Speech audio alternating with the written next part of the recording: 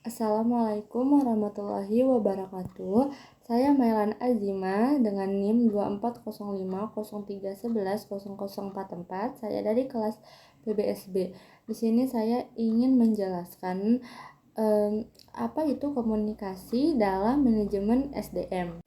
Jadi, komunikasi di dalam manajemen SDM ini merupakan proses penyampaian informasi, gagasan, dan juga instruksi antara pimpinan dan juga karyawan untuk mencapai tujuan suatu organisasi. Dan tujuannya untuk memahami tugas dan juga agar lebih bertanggung jawab dalam tugas-tugasnya.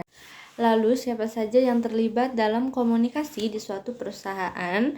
Yang terlibat adalah pimpinan sebagai pemberi pesan, dan juga yang kedua ada karyawan sebagai penerima pesan. Lalu di mana komunikasi ini dilakukan?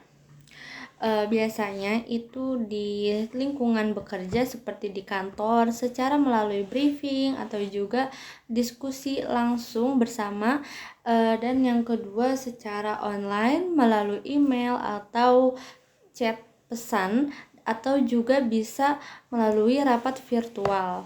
Dan yang keempat, kapan komunikasi ini diberikan dalam suatu perusahaan?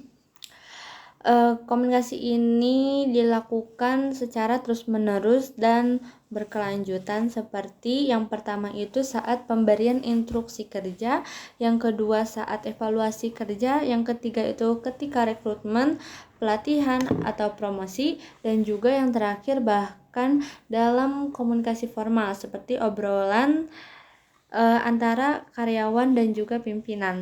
Dan yang terakhir, bagaimana komunikasi ini dilakukan dalam suatu perusahaan? Komunikasi ini dilakukan dalam suatu perusahaan itu melalui komunikasi lisan, seperti rapat, wawancara, atau juga arahan langsung dari pimpinan.